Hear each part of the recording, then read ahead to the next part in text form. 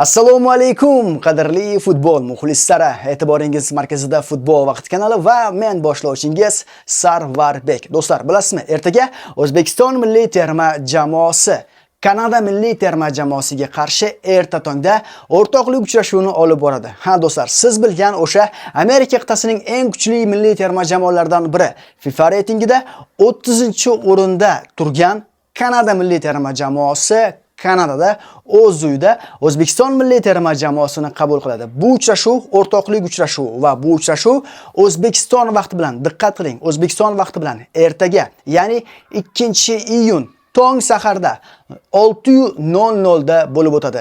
Diqqat qiling, yana qaytaraman, tong saharda O'zbekiston vaqti bilan 6:00 da. Agar siz Moskva yoki Sankt-Peterburgdan bizni tomosha qilayotgan bo'lsangiz, 04:00 da, ya'ni sahar vaqtida uchrashuvni tomosha qilishingiz mumkin bo'ladi. Uchrashuv juda ham qiziqarli bo'lib o'tadi, chunki biz Jahon chempionati ostonasida turibmiz. Borug'i Jahon chempionati boshlanishiga 10 kun qoldi va biz ilk o'rtoqlik uchrashuvimizni Kanada milliy terma jamoasiga qarshi olib boramiz va ulardan so'ng biz uchar gollandlarga qarshi o'ynaymiz. Do'stlar, uchrashuvni nasib qilsa siz agar chet elda bo'lsangiz, bizning Telegram kanalimizda, ya'ni Futbol vaqtining Telegram kanalida mazza qilib tomosha qilishingiz mumkin. Men Telegram kanalimiz manzilini mana shu videoning opisaniyasi va kommentariyasida qoldiraman. Jonli efir manzili degan yozuv bo'ladi. Shu yozuvning yonida pastida ko'k yozuv, ya'ni havola bo'ladi. Havolani ustiga bosib Telegram kanalimizga obuna bo'lib qo'ysangiz, erta tongda nasib qilsa biz o'zbekcha sharhda mana shu uchrashuvni sizlarga havola qilishni niyat qilganmiz.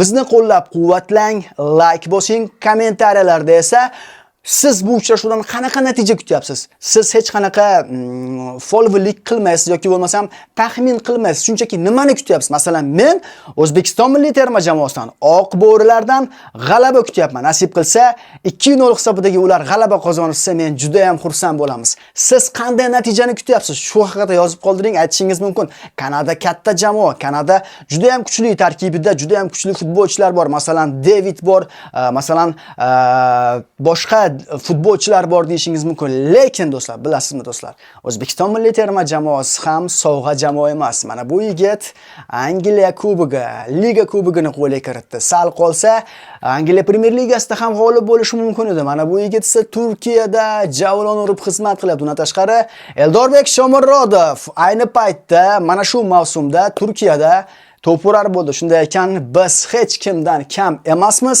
va nasib qilsa hech qachon kam bo'lmaymiz ham. Futbol rivojlanmoqda. O'zbekiston milliy terma jamoasi o'smoqda. Biz 10 kundan keyin jahon chempionatida o'ynaymiz. Ertaga tongda esa, diqqat qilasiz, yana qaytarib o'taman, 6:00 da esa Kanada milliy terma jamoasiga qarshi o'ynaymiz. Shunday ekan, olg'a O'zbekiston, olg'a oq bo'rilar. Like bosing va kommentda qanday natija kutayotganingizni yozib qoldiring. Men esa nasib qilsa ertaga sizlar bilan YouTube'da jonli efirda, jonli sharhlayman va Telegram kanalimizda o'zbek tilida mana shu uchrashuvni jonli sizlarga efirga uzatamiz. Uchrashuvni tomosha qilmoqchi bo'lganlar, marhamat, hozirning o'zida kommentariyadagi bizning Futbol vaqti Telegram kanalimizga obuna bo'lib qo'ying va nasib qilsa erta tongda uchrashuvni mazza qilib tomosha qilamiz. Olg'a O'zbekiston!